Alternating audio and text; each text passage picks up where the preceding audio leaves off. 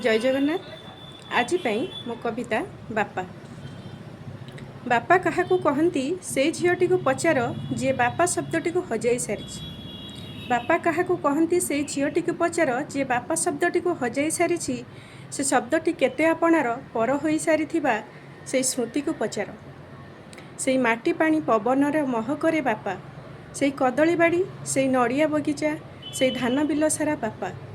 से स्मृति गुड़ा हृदयर वेदना को केते मंथित करे।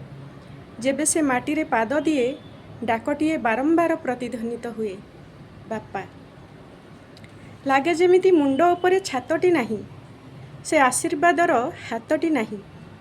सबु जीति थिले मध्य सबुटी हारी सारी। मनर दंभ नरमी जाइछि, से धैर्य शौर्य साहस सबुकिछि हजि जाइछि।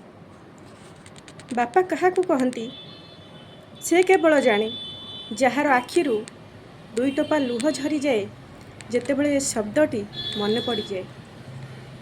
भाबु भाबु कंठरुद्ध हुए, अमानिया लुह सबू बही चली जाए।